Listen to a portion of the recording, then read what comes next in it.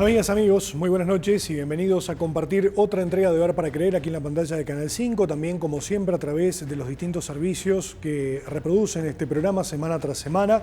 La semana anterior justamente no estuvimos al aire con motivo de la entrega de los premios Fausto, una velada muy emotiva con un reconocimiento a muchos salteños destacados y muchos otros que nos han dejado en los últimos meses. Las felicitaciones, por supuesto, a toda la directiva de APC, la Asociación de Profesionales de la Comunicación, así como también a todos los medios que permanentemente apoyan este tipo de iniciativas. Y es muy bueno ver que los premios Fausto hayan regresado y que una vez más se haya reconocido la labor y a muchos salteños destacados en distintas disciplinas y áreas, no solamente desde la salud, sino que también pasando por lo deportivo, por el legado que han dejado a lo largo de los últimos años.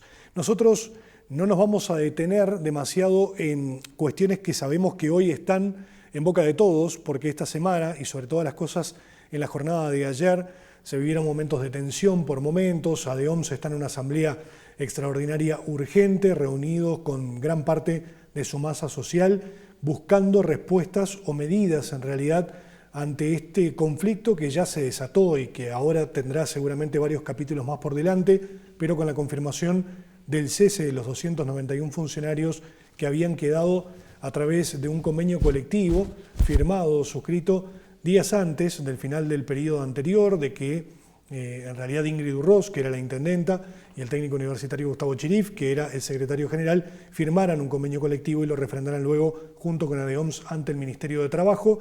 De esos 3 anexos que tenía el convenio colectivo, el primero, que establecía la permanencia o garantizaba la estabilidad laboral para 292 funcionarios, fue entendido como ilegal por parte de la actual administración. Esto motivó el cese que se confirmó ayer con efecto inmediato, salvo o con excepción de aquellos funcionarios que estuvieran comprendidos de estos 292 y que estuvieran haciendo uso de su licencia reglamentaria. En ese caso serán cesados el día inmediato posterior a reintegrarse al servicio. Bueno, hay muchas cosas para hablar al respecto de esto. Seguramente la semana que viene estaremos abordando con mayor profundidad, ya con la cabeza un poco más fría, después de todas las situaciones que se están viviendo. Por un lado, con las voces del gremio, que por supuesto tienen su visión, tienen su planteo, y por otro lado también con las voces del propio gobierno departamental.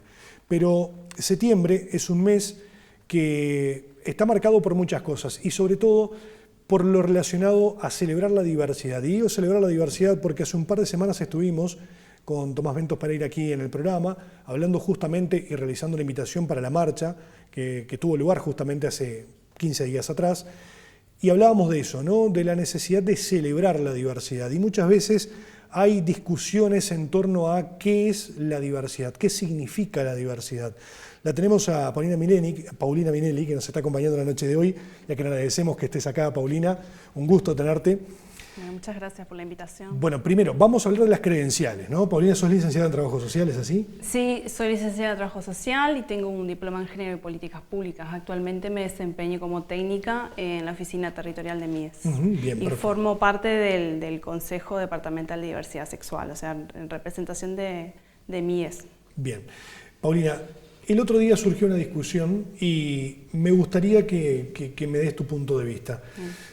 Cuando se habla de diversidad, se habla del universo de personas. Todos somos diversos, de alguna manera todos tenemos opciones distintas desde el punto de vista sexual. Sí, un poco antes se hablaba de orgullo, ¿no? Y ahora se está hablando de diversidad.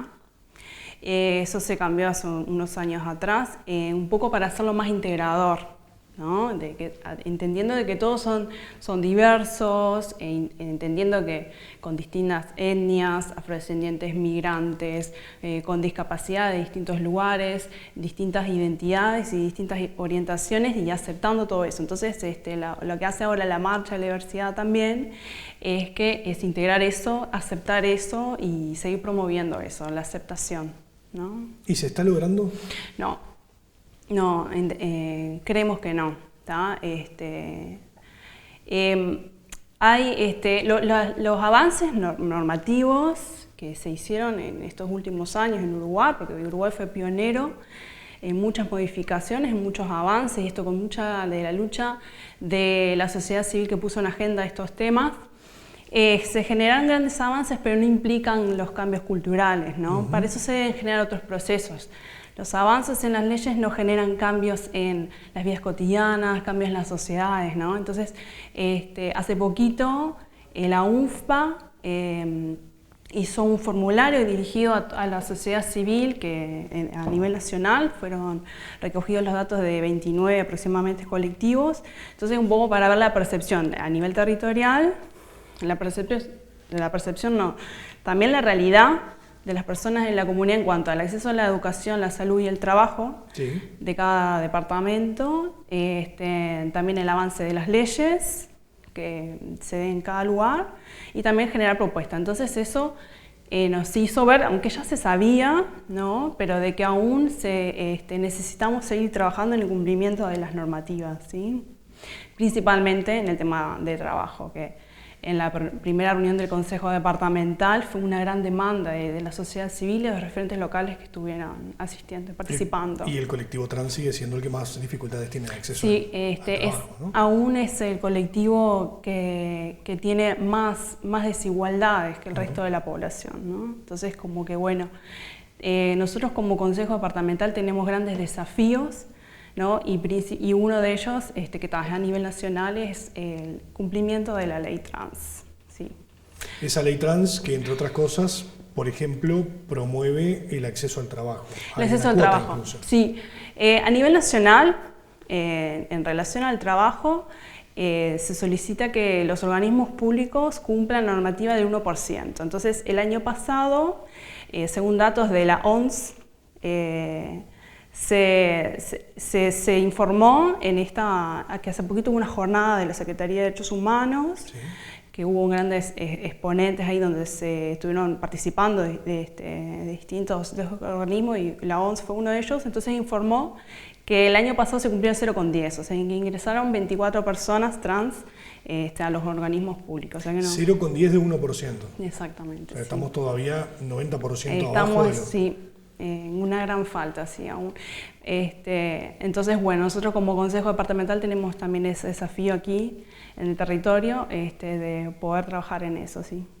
Creo que Tomás lo dijo al pasar, pero hay muy pocos organismos que cumplen con esa cuota o que se acercan a la cuota, y Mides es uno de ellos, tengo entendido, se había hecho un llamado específico, ¿no? Sí, el llamado específico, si no me equivoco, fue en el año 2016, sí. Ahora sí se estuvo cumpliendo, por ejemplo, en Uruguay Impulsa, sí, se hizo el ingreso de personas trans, pero en Mides y en la oficina de algo que es sí, claro, no, como por un periodo solo de tiempo exactamente, específico. Pero nosotros en nuestra oficina, acá en Salto, no tenemos ninguna persona trans. ¿Y qué pasa con los privados en ese sentido? ¿Tienen algún tipo de incentivos? ¿Tienen algún tipo de obligaciones? Mira, yo realmente en eso no tengo mucho conocimiento, le estuve consultando porque al referente de diversidad de Montevideo, que se llama Brandon, que próximamente va a estar acompañándonos en algunas actividades en la tercera semana y la cuarta semana de octubre, entonces invitamos a todos y todas a participar. Pero sobre eso sí, no, me parece que tengo entendido que no. Bien, sí, porque en realidad obligaciones no pueden existir, ya que es el ámbito privado, sí lo que pueden haber son incentivos justamente para generar puestos de trabajo para un colectivo, para un sector que tiene dificultades de acceso de por sí, ¿no? Como ocurre también con las discapacidades. Sí, totalmente, sí. Bien, Paulina, ¿entendés que Salto tiene algo más que el resto del país? Y te pregunto esto porque normalmente cuando se dan las marchas, cuando se llega el mes de septiembre, hay como una organización que se nota y que es bastante fuerte, con la participación misma en la marcha, que tal vez es el momento que tiene más visibilidad, pero parece ser que hay varias organizaciones que están justamente trabajando en pos de un mismo objetivo, ¿no? Y tal vez en otros departamentos eso no ocurre con tanta claridad. Sí, mira, en realidad la Coordinadora por la Diversidad, por lo que tengo entendido, en los últimos años se estuvo organizando específicamente para la organización de la marcha. Entonces nosotros creemos que el Estado tiene que promover la organización de la sociedad civil, ¿viste? Nosotros estuvimos apoyando a la coordinadora, y un poco también desde el Consejo creemos sumamente importante, en realidad es obligación de que tenga que estar participando de ese espacio, y también invitar a otras personas que no integran ningún colectivo a que puedan acercarse e involucrarse, ¿no? Porque en realidad la sociedad civil es quien es vigilante de que la normativa se cumpla, entonces tiene que reconocer los derechos y después reclamarlos, y esos temas generalmente después se ponen en agenda que después se transforman en leyes. Entonces, sumamente importante que las actividades que se generen no sean específicamente la marcha y después no haya nada, sino que justamente ahora nosotros tenemos una reunión próximamente desde el Consejo Departamental, que es MIDES quien lo convoca, que bueno, justamente es trabajar en conjunto con los distintos organismos que están participando y la sociedad civil para elaborar una agenda de temas de lo que queda al resto del año y también para el año que viene. Que no quede solo en septiembre. Exactamente, sí, tal cual, específicamente para trabajar en los derechos que no se están asegurando todavía para la comunidad. Me quedé con eso de que la legislación va por un lado y muchas veces la sociedad por el otro, ¿no? Y ni que hablar que, bueno, los casos de acoso, de discriminación, de burlas, son también cuestiones cotidianas, sobre todo en las redes sociales. Sí, en Internet. Sí, en las redes sociales sí se ve mucho eso, ¿no? También comentar que si bien, ¿no?, es sumamente relevante, que aunque hayan ingresado 24 personas, pero también en este estudio que se hizo se analizó la trayectoria laboral de esas personas. Entonces, también se las integra a trabajar en un lugar, ¿no?, ejerciendo su derecho, pero también siguen siendo violentadas, se les sigue solicitando que modifiquen su forma de vestirse, solicitando que no utilice el baño, que no acceda a lugares en común como el comedor. Entonces como que se siguen habiendo situaciones así, bueno, no en condiciones, por eso es sumamente importante realizar acciones que bueno, favorezcan de una vez los cambios culturales que se necesitan. Y puntualmente esa problemática es del colectivo trans. No, en realidad es a toda la comunidad, ¿sí?, pero principalmente a las personas trans, sí. Bueno, sabemos además que es una situación compleja y hablabas del tema legislación y hoy se conoció temprano, en realidad ayer, que el Frente Amplio busca, por ejemplo, modificar algunos aspectos de una ley que es la ley relacionada con el trabajo sexual.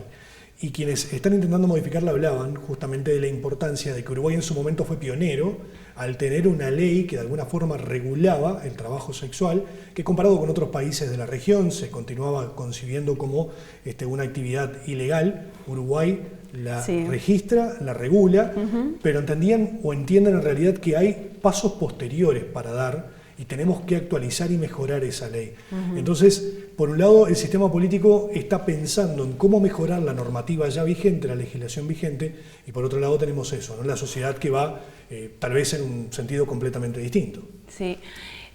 No todas las personas de la comunidad ejercen trabajo sexual, pero sí gran parte o lo ha transcurrido o lo continúa haciendo, justamente por todas las exclusiones que se dan, ¿no? Es como que la única forma que tienen de sustentarse. Es como una alternativa que tienen, sí, porque el sistema les excluye del mundo laboral, ¿no? Entonces, en qué condiciones se realiza, ¿no? Porque siguen violentadas todas las personas o expuestas a consumos, a violencias, ¿no? ¿Y cómo articula el MIDES en ese sentido? ¿Ustedes reciben consultas, reciben reclamos, reciben quejas?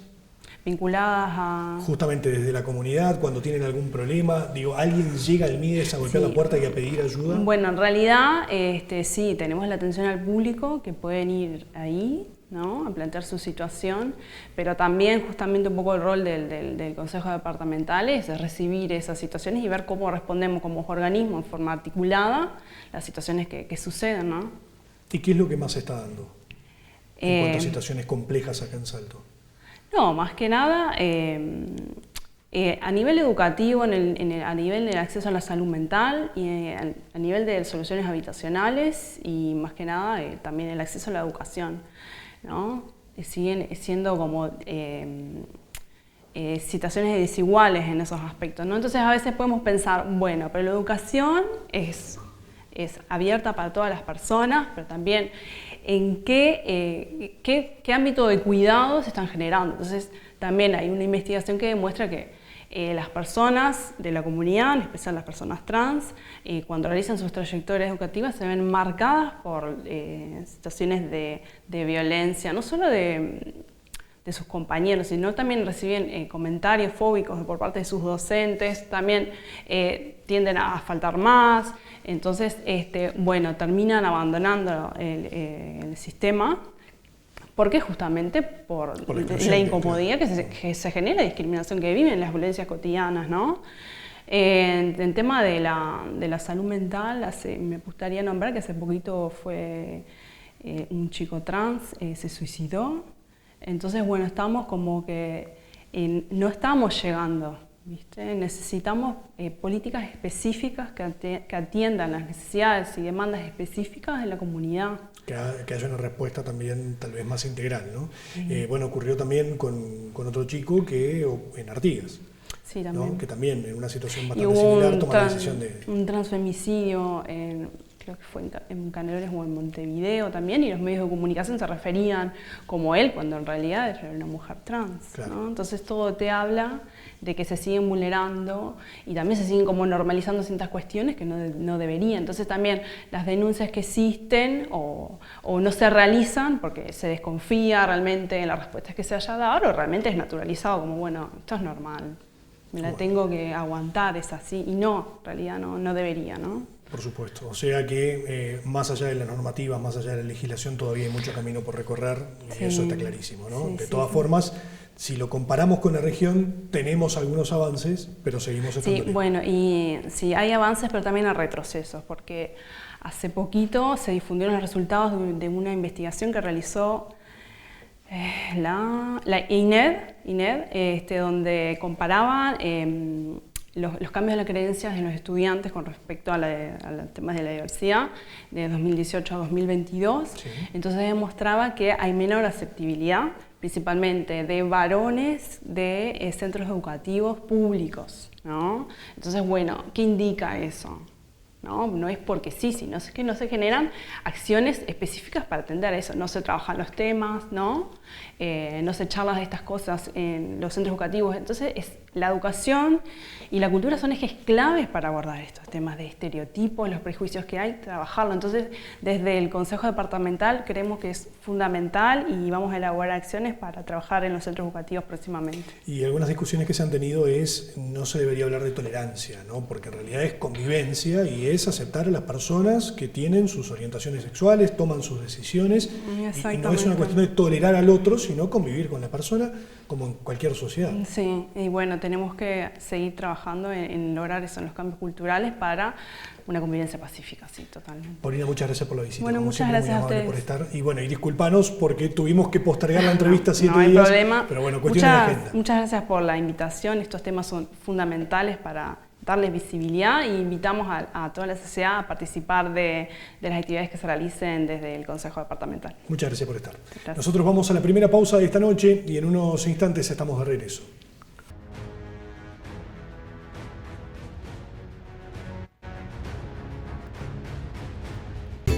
Colonial presenta el nuevo dulce de leche repostero de 1 kilo.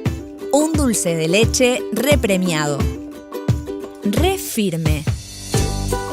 Re gluten free. Y por sobre todas las cosas, un dulce de leche re postrero. El dulce de leche que te faltaba para todos tus postres se suma a nuestra familia. Porque en Colonial tenemos un dulce de leche perfecto para todas tus necesidades. Colonial, alimenta tu vida. La Vela Puerca cumple 30 años y lo festeja en Salto. 17 de octubre, Parque Arriague. 30 años, la historia sigue y la fiesta también. Entradas a la venta en Red Tickets. Apoya Gobierno de Salto. Produce Piano Piano.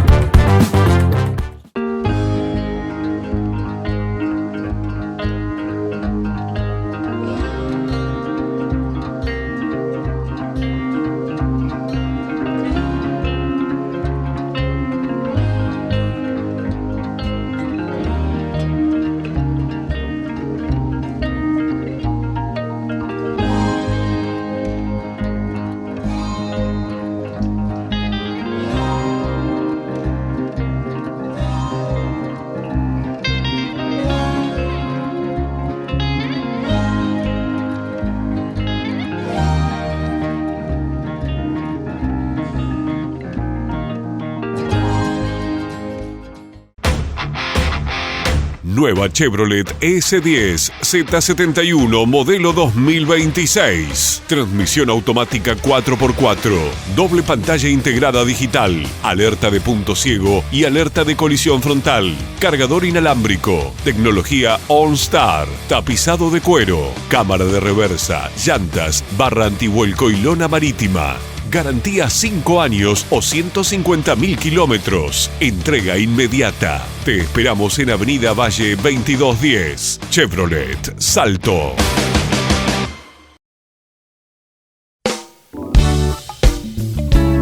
Tiempos para mí. Masajes a 4 manos. Dale a tu cuerpo la importancia que se merece. Masajes profesionales 4 manos. Descontracturante, reflexología, reductor, linfático, piedras calientes, moxa, ventosas y vacuum. Mejora la circulación, aliviando el dolor muscular y la movilidad. Te esperamos en Tiempos para mí, únicas en experiencia.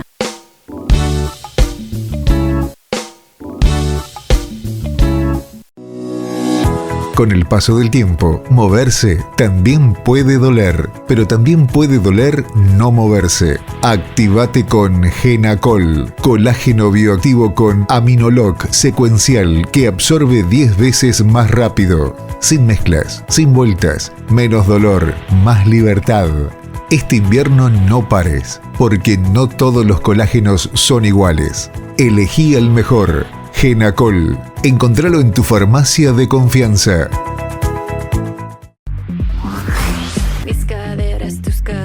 Llegó la hora de brillar en la estación más colorida del año. En Gatti Barra do Quaraí, vos encontrás ropas llenas de estilo, además de sandalias, patetes y calzados de las marcas que son éxito. Visano, Moleca, Beira Río y mucho más. Es tendencia y confort. Es la cara de la nueva temporada.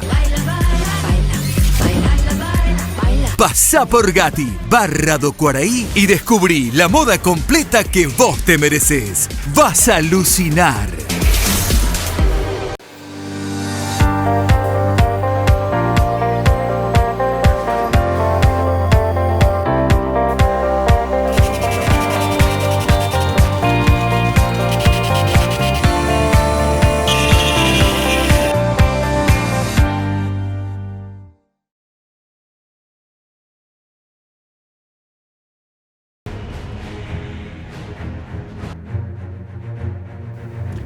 De regreso estamos, segundo bloque, en esta noche de jueves. Vamos a hablar de algo que en reiteradas ocasiones hemos abordado aquí en este programa y también en el canal, y es un proyecto que comenzó tal vez como una idea, como un sueño, hace muchos años atrás, más de 25 tal vez, y que fue tomando forma a medida que fueron pasando los años, que fueron pasando las administraciones departamentales, y que recuerdo en la pasada administración del doctor Andrés Lima fue como uno de los puntales más importantes de decir la central hortícola del norte tiene que estar terminada, construida, terminada y funcionando lo antes posible. Bueno, la construcción efectivamente se concretó con el apoyo del gobierno nacional, con los fondos que llegaron también desde allí, con fondos que aportó la propia Intendencia de Salto, con el aval de las distintas organizaciones que han trabajado, que se han preocupado de la Universidad de la República, el propio Ministerio de Ganadería, la propia Intendencia y ni que hablar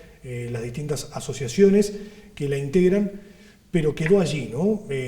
Hoy, para quienes circulan por la Ruta 3, llegando a Salto o yendo hacia el norte del país, ven cómo van pasando los meses, van pasando los años y esa central hortícola del norte continúa sin funcionar, sin operar. Y está generando, por supuesto, costos, porque hay que mantenerla, porque hay que evitar que ese edificio se venga abajo, se deteriore demasiado. Y para ello, bueno, se han manejado fechas de inauguración. Yo recuerdo, varias veces me dijeron, la calle Pou va a estar tal día, tal mes en Salto y va a inaugurar la central hortícola del norte. Se postergaba 6 meses, se postergaba otros 6, y así venimos hace mucho tiempo. Y son muchas interrogantes sobre qué va a pasar con la central hortícola del norte. Hace un par de meses, Mijail Pastorino fue nombrado por el Ministerio de Ganadería, Agricultura y Pesca justamente para integrar este directorio, este equipo de trabajo, y es tal vez la persona que más ha salido a hablar sobre cómo van avanzando o cómo han ido dando los pasos posteriores a esta situación con la que te encontraste, Mijail, ¿no? Con una central que está construida, pero sin operar, y con una gran interrogante. ¿Se puede sacar adelante esta central hortícola del norte? Gracias por estar. Buenas noches. Hola, ¿qué tal? Gracias por la invitación, Rodrigo. Sí, pienso que se puede, lo cual no quiere decir que sea fácil.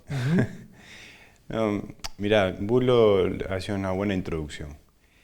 Este proyecto de la central hortícola es un proyecto que tiene varios años, que ha pasado por varias etapas, varios periodos de gobierno y varias etapas del propio proyecto.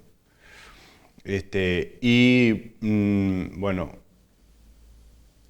nosotros nos toca esta nueva etapa, así nos gusta plantearlo, o sea, nosotros no venimos de cero a esto, sino que venimos a dar continuidad al proceso de la construcción del proyecto en sí, que tiene varios años, pero en una nueva etapa. O sea, acá hay un cambio de gobierno nacional y departamental, que eso, bueno, habilita la posibilidad, ¿no? si lo entendemos de esa manera, de darle un giro, digamos, al proyecto para intentar... Otra dinámica, tal vez. Otra dinámica, otras caras, otras definiciones, pero con un único objetivo, que es intentar que la central empiece a funcionar. Ese es el planteo que tenemos. Si bien vos hacías referencia al Ministerio de Ganadería, es importante que se sepa que la Intendencia de Salto también nombró su contraparte, ¿no? O sea, la persona que está al frente de la central por la Intendencia es el contador Martín de Abreu, y con el que ya hace dos o tres meses venimos trabajando en una estrategia que nos trazamos, en una planificación que nos trazamos, y en la cual hay algunos acuerdos mínimos institucionales para poder desarrollar.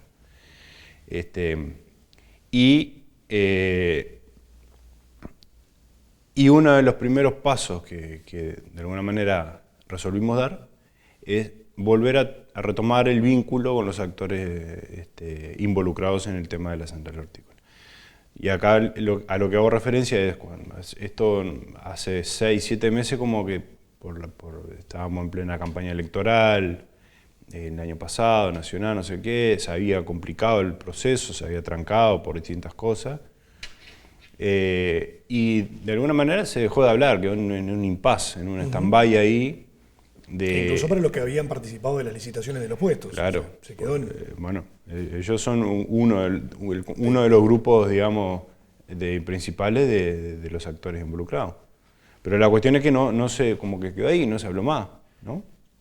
Bueno, nosotros lo primero que hicimos fue intentar en forma conjunta, dar una imagen conjunta del proyecto de Intendencia y Ministerio de Ganadería, para poder retomar esas conversaciones y ver cuál era el estado de situación, vamos a decir. Entonces ahí marcamos como una estrategia que nos llevó a dividir en 3 grupos de interés con los cuales conversar. Uno es este grupo de 25 personas, como tú mencionabas, que son los que participaron de la licitación. De las dos instancias que hubo, ¿no? Dos licitaciones que se hicieron algunos años, a través de la Intendencia, el año pasado o el otro, no me acuerdo, pero que de alguna manera es un conjunto de gente que mostró interés, ¿no? Son 25. Bueno, tuvimos una reunión con ellos, los escuchamos, mantuvimos un diálogo ahí y queríamos también saber un poco el punto de vista de, bueno, en qué están, ¿no? Siguen interesados. Claro. Ahí está, todo eso. ¿Y persiste? Sí, persiste. ¿De todos? Sí, de todos. Incluso hay algunos de esos 25 que son operadores actuales del mercado regional. Y bueno, entonces ese es un primer grupo de interés con el que volvimos a conversar, con el que había que hacerlo por razones obvias. Después hay un segundo grupo que son las gremiales de productores. La ley establece que la comisión directiva de la central, la directiva de la central, las gremiales de hortícolas del norte Tienen un lugar. Bueno, nuestra definición fue hablar con el conjunto, con todas las gremiales con las que de alguna manera tenemos vínculo como Ministerio de Ganadería, fuimos en conjunto con la Intendencia, pero nosotros el Ministerio de Ganadería, por ejemplo, cuando convoca las mesas de desarrollo rural del sector más hortifrutícola, se vincula con 11, ¿no?, grupos o gremiales de productores. Nosotros fuimos a hablar con ella, hablamos con 9. ¿Tá? Entonces ahí tenemos otro grupo vamos a decir, de interés al cual abarcar. Y además retomando aquella idea que en algún momento se planteó, que después se tuvo subidas y venidas, de poder volver a tener la posibilidad de que las gremiales tengan un puesto en la central, ¿no? Y después el tercer grupo de interés que te mencionaba son los actuales operadores que tienen el negocio en el mercado del norte, acá, que son 19. Con ellos también hablamos, fuimos a hablar uno por uno, tuvimos una reunión y efectivamente son las personas, primero, es impensable, no sé qué pasó, porque yo no estaba, pero es impensable intentar impulsar la Central Hortícola del Norte sin tener en cuenta a los que hoy ya tienen el negocio de comercialización de fruta y verdura al por mayor. Que son los que movilizan el mercado. Que es lo que tienen el gran volumen de comercialización. Que son los operadores del norte y algunos otros que están por fuera de los galpones del mercado regional. Entonces, efectivamente ellos manifiestan una serie de preocupaciones y dudas que no solamente son legítimas, sino que además son atendibles, ¿tá? Que es lo que para mí, la conclusión que llego es que es lo que deberíamos poder dar una solución para destrabar el tema del inicio de la central hortícola. Si nosotros no logramos encontrar, cuando digo nosotros digo a todos los actores, encontrar una solución que conforme la situación de esa diversidad de situación que tenemos, es difícil. Es difícil y de a poco hay que ir asumiendo que no es una posibilidad certera y 100% posible que la central funcione como proyecto. Y eso a mí tampoco me asusta. O sea, si hay que hacer modificaciones, bueno, habrá que ver qué capacidad hay de hacer modificaciones en la etapa en la que estamos. Y la forma de trabajo, de alguna forma, fue elaborada por un estudio de la universidad. Lo que hay mucho trabajo hecho. Hay mucho trabajo hecho de cómo sería la gestión, el plan de negocio, el funcionamiento, el reglamento. Se trabajó con el LATU, con la Agencia Nacional de Desarrollo. O sea, hay mucho hecho. Toda esa documentación, toda esa información está disponible y es muy buena. ¿No? Pero no sirve de nada. Teóricamente buena. Bueno, es muy buena, sí, porque en realidad pone aspectos que te dan una perspectiva al proyecto mucho más de lo que uno esperaría que pueda hacer. Yo creo que hay un planteo muy interesante, pero el sentido común te indica que no sirve de nada si vos no tenés posibilidad de darle un comienzo al proyecto. Esto es como el huevo y la gallina, ¿no?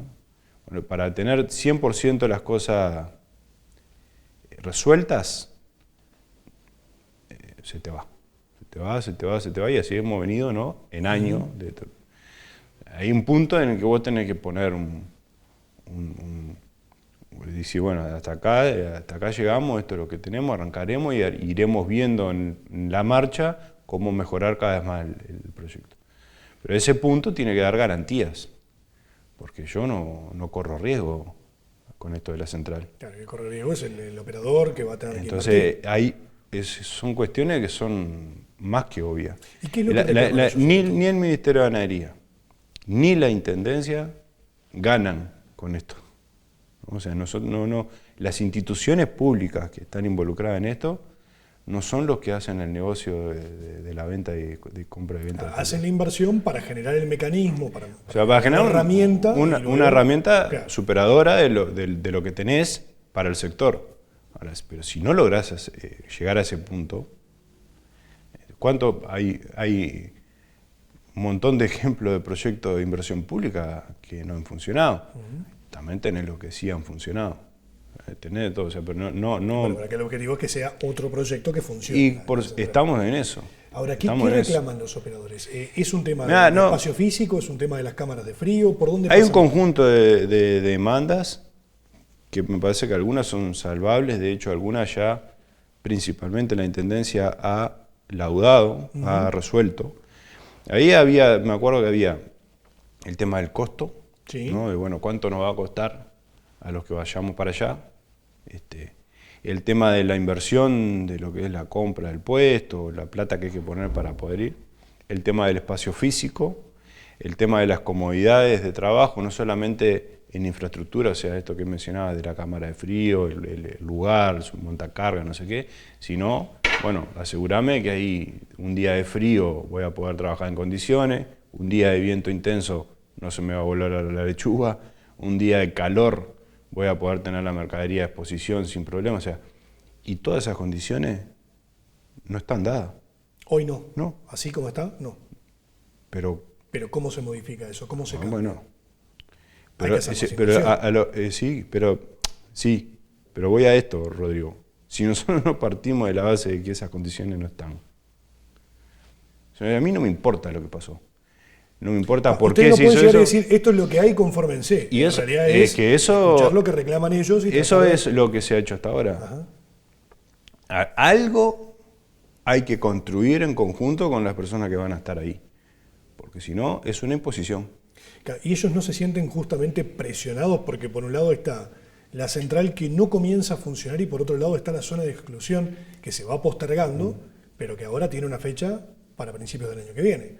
O sea, están como en una disyuntiva de decir, bueno, si no me puedo quedar y necesariamente tengo que invertir, pero si invierto me voy a ir a un lugar que no me da las condiciones que yo necesito para poder operar. El tema de la zona de exclusión, ahí yo no sé también.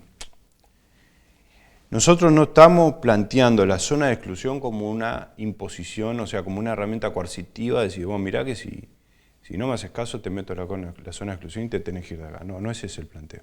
Para nosotros la zona de exclusión es una herramienta de ordenamiento. No tiene sentido una zona de exclusión específica como está redactada, si no tenés funcionando la central. O sea, cuando vos tengas funcionando, efectivamente logres el comienzo del proyecto, un inicio, vos allá tenés la zona de exclusión para no retroceder. O sea, para que no se instale alguien más dentro de la ciudad. Exactamente, para potenciar el proyecto. Ahora, si no lográs llegar a ese punto, ¿para qué vas a tener una zona de exclusión? Para sacarlo a la gente de ahí, nada más.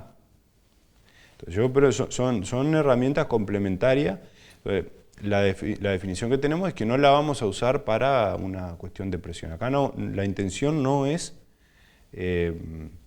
obligar, ¿no?, mediante un mecanismo coercitivo a que a la gente se vaya. Nosotros tenemos que buscar un mecanismo que no va a ser perfecto, eso también todos lo tienen que tener claro. O sea, no vamos a llegar a la perfección, pero que va a requerir llegar a los acuerdos mínimos para poder dar el paso. Entonces, bueno, en esa etapa es en la que entramos ahora, que no, por eso te decía, es posible, pero no es sencillo, porque claro, en realidad el tema no es tanto la plata, el tema es de dónde sale la plata. No es la cantidad, no es el monto. Además tiene una cantidad de pasos necesarios. Y el tiempo y eso. La burocracia, pero bueno. El tiempo vos lo podés acompasar. El tiempo vos lo podés acompasar. Es decir, bueno, hagamos paralelo el proceso, ¿no? Mejoraremos la infraestructura, pero también hay un compromiso de mostrar que hay un conjunto de gente que efectivamente está comprometida con el proyecto. Que hoy me preguntás quiénes son los que van a operar en la central y no sabemos. ¿Quiénes son? ¿Cuáles son? ¿Son estos 30, estos 40? No, esa información no la tenemos. Lo cierto es que hoy la central, por infraestructura, tiene 50 puestos disponibles. 75. 75 ya. Y siempre tuvieron 75. Pensé que había sido 50 y No. que después había una segunda etapa, ¿puede ser? ¿Del proyecto? No sé, son 75. Capaz que en algún momento se planteó así, pero se terminó haciendo... Es lo que tenemos ahora, sí. 75. Bueno, ese es otro elemento que sí ahí nos compete como instituciones públicas. Nosotros no podemos mirar para el costado y decir acá, está la plata que se puso, ¿sabe qué? Ya pasó, ya se puso. ¿Pero cuántos son? ¿6 millones de dólares? Es mucha plata. Esa actitud no la podemos tener. No la podemos tener.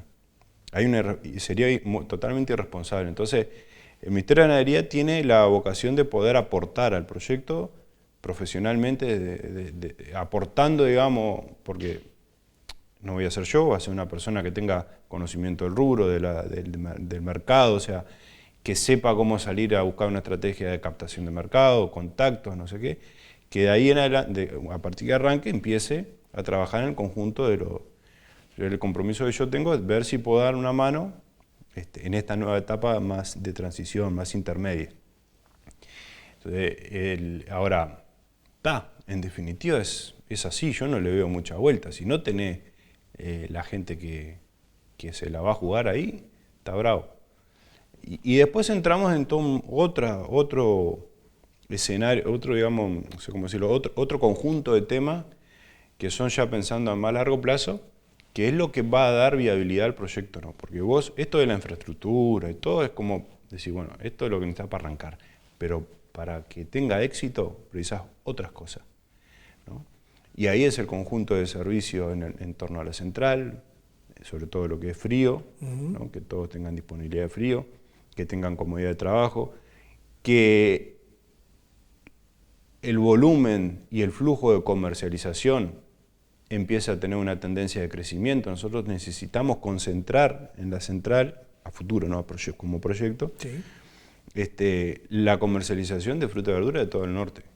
O por lo menos tender una estrategia de comercialización, de marketing de eso. Hoy, no quedarnos solo con la producción local. Pero no es un problema de producción, no es un problema de volumen de producción. O sea, el sector primario, los productores, por momento abastecen del 40% de toda la producción nacional, solo de Salto. O sea, la producción en Salto es suficiente y vos incluso podés complementarla con cosas que acá no se producen.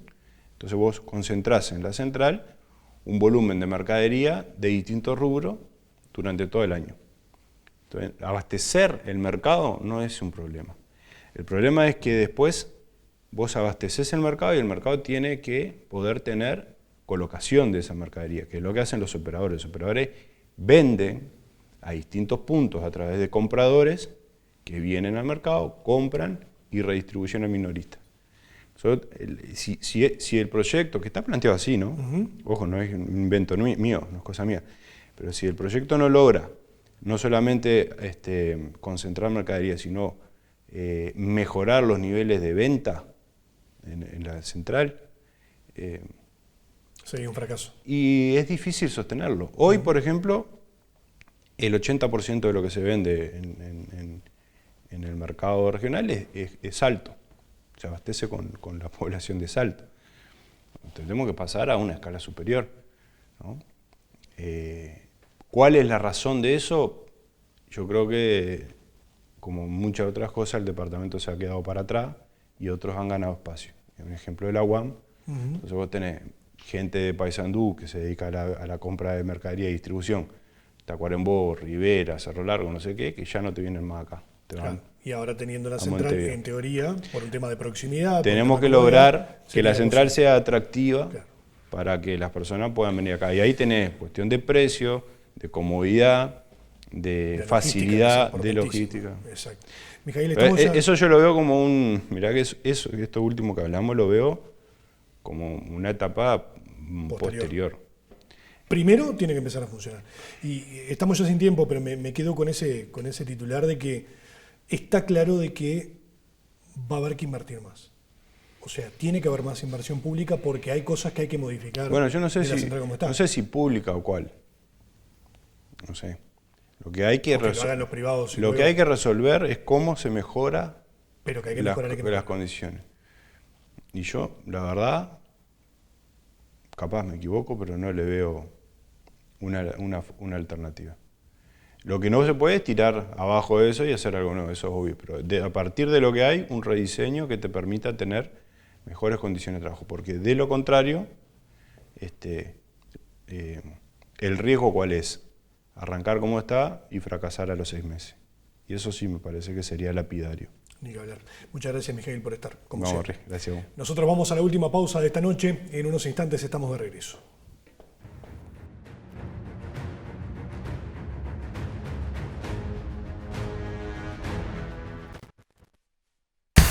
La Vela Puerca cumple 30 años y lo festeja en Salto. 17 de octubre, Parque Arriague. 30 años. La historia sigue y la fiesta también.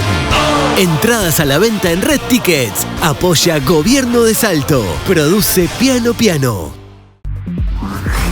Mis caderas, tus caderas. Llegó la hora de brillar en la estación más colorida del año. En Gatti Barra do Quaraí, vos encontrás ropas llenas de estilo, además de sandalias, patetes y calzados de las marcas que son éxito. Visano, Moleca, Beira Río y mucho más. Es tendencia y confort. Es la cara de la nueva temporada. Pasá por Gatti, Barra do Quaraí y descubrí la moda completa que vos te mereces. Vas a alucinar.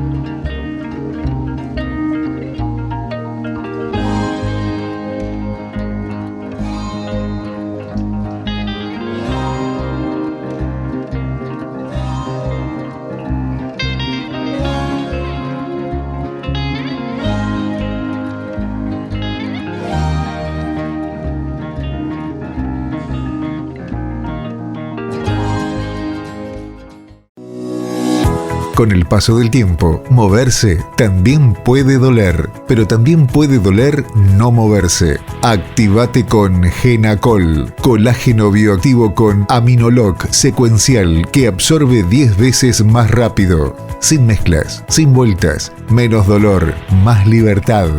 Este invierno no pares, porque no todos los colágenos son iguales. Elegí el mejor. Genacol. Encontralo en tu farmacia de confianza. Nueva Chevrolet S10 Z71 modelo 2026. Transmisión automática 4x4. Doble pantalla integrada digital. Alerta de punto ciego y alerta de colisión frontal. Cargador inalámbrico. Tecnología OnStar. Tapizado de cuero. Cámara de reversa. Llantas. Barra antivuelco y lona marítima. Garantía 5 años o 150.000 kilómetros. Entrega inmediata. Te esperamos en Avenida Valle 2210. Chevrolet Salto.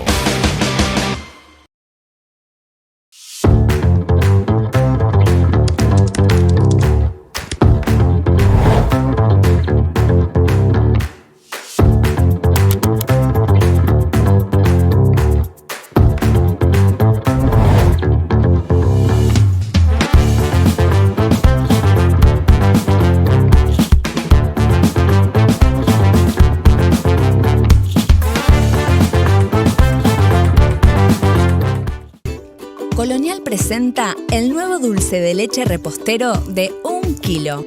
Un dulce de leche repremiado. Re firme. Re gluten free. Y por sobre todas las cosas, un dulce de leche re postrero. El dulce de leche que te faltaba para todos tus postres se suma a nuestra familia. Porque en Colonial tenemos un dulce de leche perfecto para todas tus necesidades. Colonial, alimenta tu vida. Tiempos para mí. Masajes a 4 manos. Dale a tu cuerpo la importancia que se merece. Masajes profesionales 4 manos. Descontracturante, reflexología, reductor, linfático, piedras calientes, moxa, ventosas y vacuum. Mejora la circulación aliviando el dolor muscular y la movilidad. Te esperamos en Tiempos para mí, únicas en experiencia.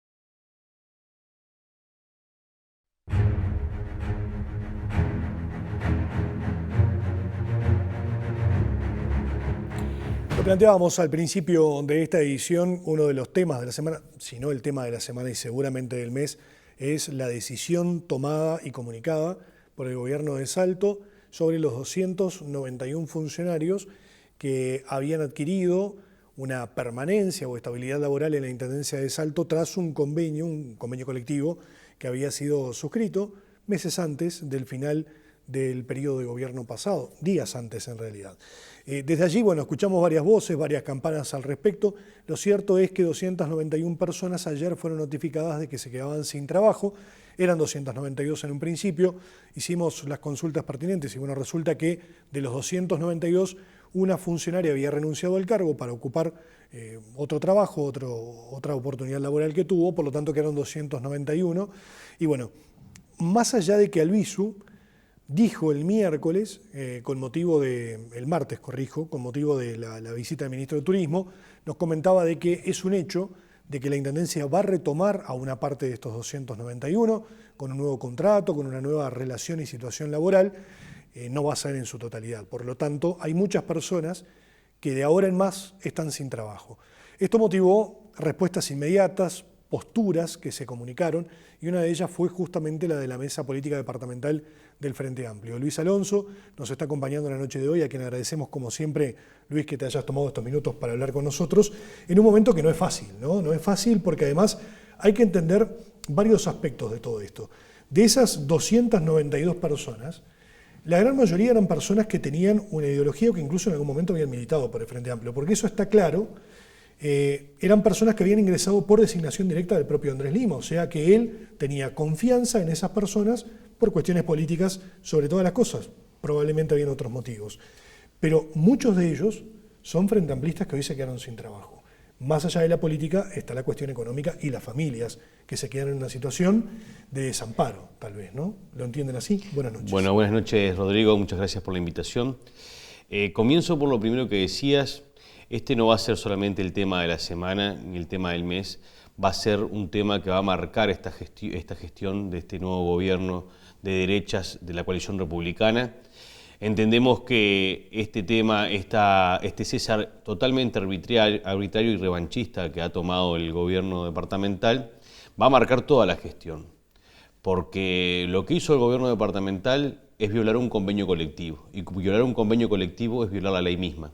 Por lo tanto, en el transcurso de estos próximos tiempos, el tiempo va a dirimir en diferentes ámbitos judiciales, políticos y también administrativos, cuán acertado estaba o no el gobierno departamental. Nosotros entendemos que no, que ha sido un atropello indudable a un derecho fundamental de los trabajadores, como es la ley de convenios colectivos y este acuerdo que el tripartita que se había logrado en los gobiernos del Frente Amplio, que no es como lo relata. Allí los funcionarios municipales cesados van a tener la oportunidad de saber más en profundidad cuáles son los argumentos que esgrime esa resolución que ayer fue enviada. Y yo quiero rescatar esto que tú decías, ¿no? La forma de ingreso no está en discusión porque está laudada inclusive por el Frente Amplio, incluyendo un proyecto de ley que está con media sanción y a pasos de aprobarse en el Parlamento, en la Cámara de Senadores, donde se va a regular los ingresos a la función pública y ese tema está saldado en términos políticos. Entonces, el ingreso y la definición política de los trabajadores y trabajadoras en cualquier ámbito es secundario, terciario o no tiene relevancia a la hora de los derechos laborales. En este caso, entendemos que 291 familias han sido desplazadas de su lugar de trabajo, cesadas de su lugar de trabajo, impidiéndoles y generándoles grandes problemas, no solamente económicos, sociales y sobre todo sociales, porque no solamente se ha generado en este tiempo de forma maliciosa un desespero en los funcionarios, que un día sí y otro día también, mañana te ceso, mañana lo cesamos, mañana será el cese, y finalmente el lunes cuando piden una prórroga al Ministerio de Trabajo para evaluar el día del cese, hasta el 30 de septiembre, al otro día que piden la prórroga, cesan a los funcionarios. Esa situación sin dudas que es bastante perversa y que ha generado ya grandes daños a los trabajadores y trabajadoras y a sus familias. Eso para nosotros es crucial, y en ese sentido la mesa política del Frente Amplio ha entendido que no solamente se violan derechos, se avasallan derechos de los trabajadores y trabajadoras, sino que además se genera una marca impresionante en nuestra sociedad, una brecha impresionante en nuestra sociedad donde se estigmatiza al trabajador municipal, se generan una grieta importante entre quienes piensan que los trabajadores municipales son una cosa y los que piensan que los trabajadores municipales son otra. Eso sin dudas que hiere mucho a nuestra sociedad salteña, que ya viene golpeada por diferentes cuestiones socioeconómicas, desde la vulnerabilidad sociohabitacional hasta los problemas de empleo y desempleo en nuestro departamento. Hoy estas 291 familias sin dudas entrarán en una etapa entiendo yo, de reclamo ante este hecho, pero lo cierto es que lo que propone el gobierno departamental como contrapartida y casi de forma risoria es que va por cuestiones humanitarias a reincorporar funcionarios. Sí. Si fueran cuestiones humanitarias no lo cesaría. Si fuera una cuestión humanitaria, no hubiera sido así el proceso que se generó. Y lo que no dice el gobierno departamental es que ante esa declaración que hacen, esa posición que toma el gobierno, está anulando la posibilidad y el derecho alcanzado de la estabilidad laboral. Exactamente, se entiende que la nueva relación laboral para quienes sean recontratados va a ser un contrato a término, por la vía de designación directa hasta el final del actual periodo. Ahora, desde ADEOM se habló mucho del revanchismo, sí, o antes. Desde ADEOM se habló mucho del revanchismo político, ¿no? Porque además fue una de las principales críticas que se manejaban desde que se conoció la decisión y comenzaron a notificar a los 292 de los ceses. Sin embargo, no lo dijo ayer Albizu en la conferencia de prensa, ayer él habló de las cuestiones humanitarias, es cierto, pero el día anterior, hablando con nosotros en Aucamanía, él decía que son varios los funcionarios que van a ser recontratados por distintos motivos. Y nombraba algunos ejemplos. Personas que son hijos de funcionarios municipales fallecidos, personas que tienen patologías severas, personas que tienen discapacidades, y hay otro grupo que son funcionarios que se destacaron en la labor y que tienen informes buenos de los actuales directores y los anteriores directores, y que Recursos Humanos está trabajando en esa lista.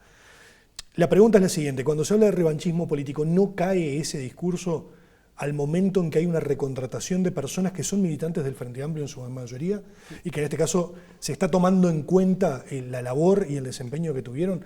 Porque algo que dijo Albizu, y que lo dijo el gobierno en reiteradas ocasiones, es que se habían encontrado con una situación de personas que eran funcionarios de la Intendencia pero que no iban a trabajar, y que se presentaron o el día posterior a que asume la nueva administración o tiempo después a los lugares de trabajo. Eso tienen que demostrarlo. Los ceses no fueron por eso. No, los ceses fueron por la ilegalidad de ese artículo. Entonces, en realidad. El revanchismo está ahí, en sacarle a estos funcionarios que alcanzaron su estabilidad laboral independiente. Yo dejo totalmente de lado la afiliación política partidaria que tengan las personas, los trabajadores y trabajadoras. El revanchismo político está en si hay tanta posibilidad de reincorporar, porque lo cierto es que hoy hay sectores que no tienen trabajadores y trabajadoras municipales para cumplir la tarea. Creo que Juventud es uno de ellos. Hay y en otros espacios de la Intendencia cruciales que no tienen funcionarios. ¿Por qué? Porque se ha definido esto. Entonces el revanchismo está, primero que hay que ver la cuestión económica, ¿no? Porque es cierto que todos estos 291 trabajadores y trabajadoras tienen la posibilidad legítima de ir a reclamar la arbitrariedad de estos ceses, ¿no? Nosotros como Frente Amplista, y de acuerdo a nuestros ex directores y asesores que integraron el gobierno departamental, entienden y entendemos que el convenio se ajustó a derecho, se ajustó a las normas legales nacionales, internacionales y la Constitución de la República, y que esto es un precedente fundamental para el reclamo legítimo y favorable de los 291 trabajadores y trabajadoras. Lo cierto que es un proceso largo, es un proceso costoso para los trabajadores y trabajadoras, pero que lo asiste el derecho. Ahora bien, hablamos de incorporaciones y ceses así como si fuera un cambio de monedas. Y el revanchismo, como decía al principio, está en que el gobierno del Frente Amplio no solamente les dio la estabilidad laboral, sino que además en su presupuesto quinquenal ha logrado un montón de reivindicaciones para los trabajadores. La violación de este convenio colectivo presenta un precedente negativísimo para la gestión departamental del gobierno departamental y quién sabe si no también en otros departamentos de donde gobierna la derecha, ¿no? ¿Qué significa esto? Que bueno, si así como si nada fuimos y cesamos y violamos un convenio colectivo, ¿cuántos otros convenios colectivos que alcanzaron derechos los trabajadores y trabajadoras se van a violar en este periodo de gobierno? Y lo otro es que lo que decía también anteriormente, la reincorporación es hasta que termine el gobierno o antes, y hay que ver cuál es el alcance de esa recontratación.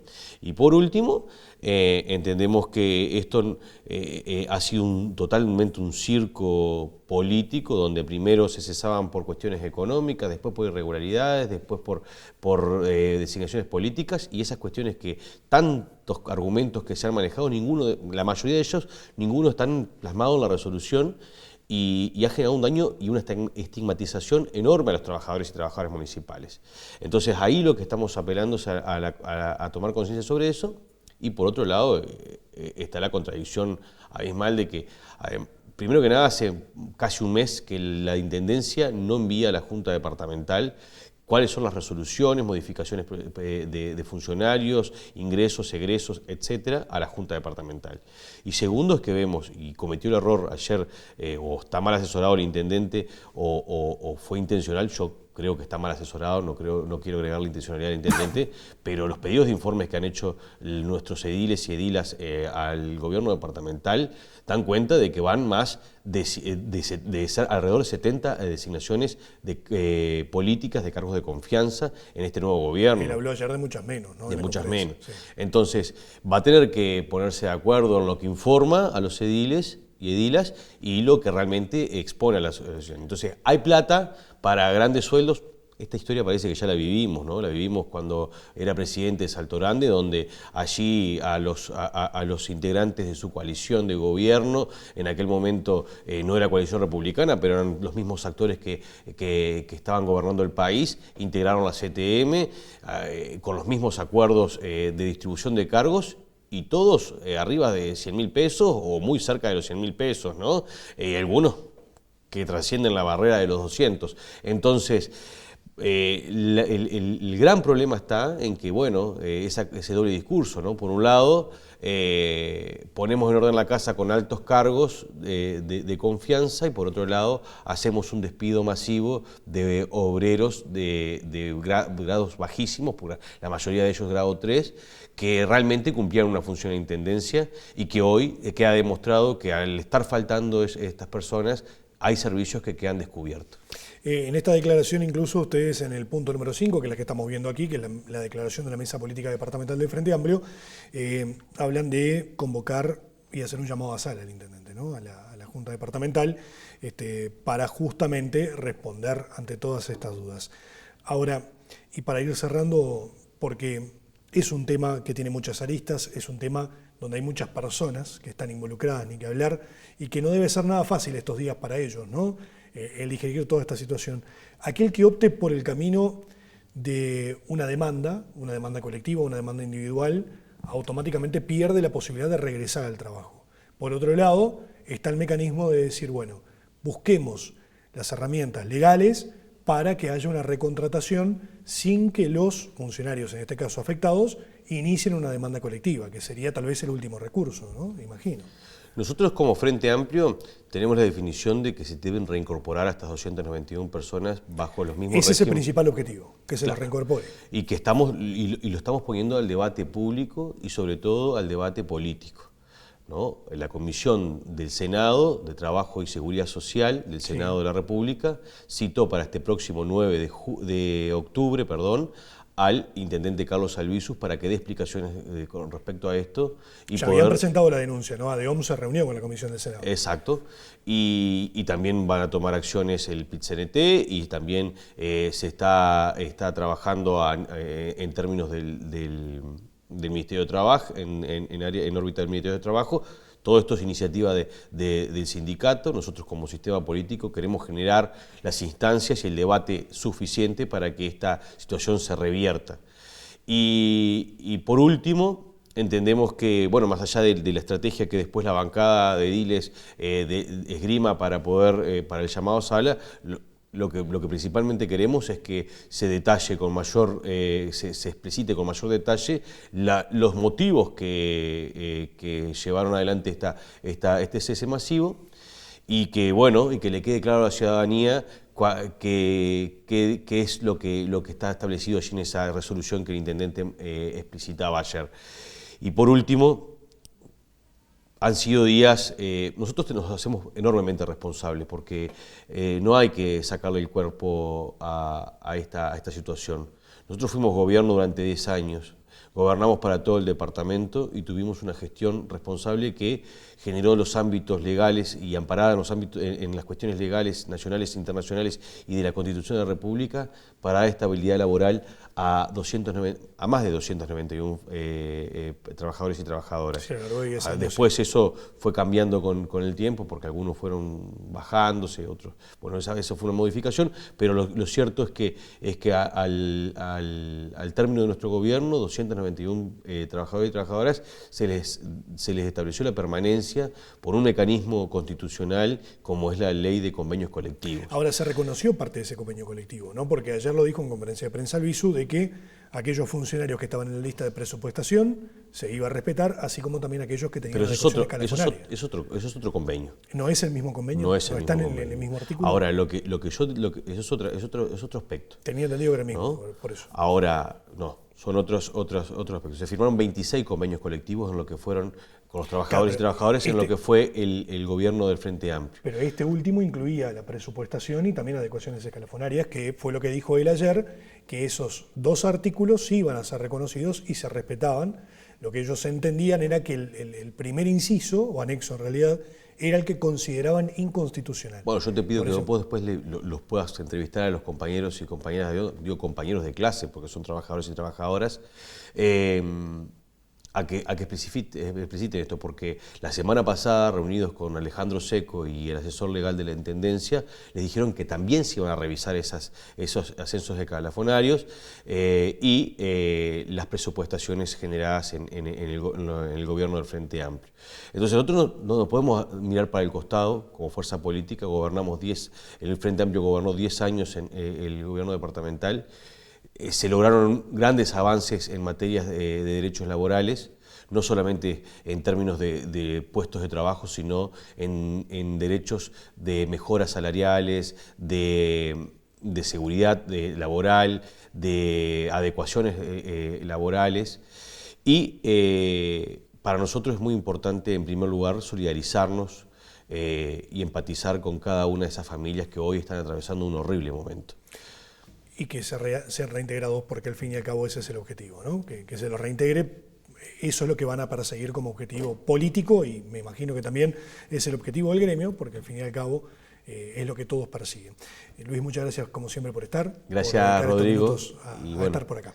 Será un placer cada vez que nos inviten. Gracias. Nosotros nos vamos despidiendo, diciéndoles hasta la semana próxima. Como siempre, el próximo jueves estamos por aquí nuevamente, agradeciéndoles a ustedes y a todo el equipo de Invencible que me viste jueves a jueves. Atentos porque llegó nueva colección y nuevos accesorios. Ahora también bolsos, los gorros de verano. Se viene todo para la nueva estación. Empieza a levantar la temperatura, así que a darse una vueltita por Invencible de 2 locales, de calle Uruguay, con horario continuo, y también en Washington Beltrán, donde además todos los sábados tenés distintas promociones, el outlet, donde encontrás siempre los mejores precios. Será hasta dentro de 7 días.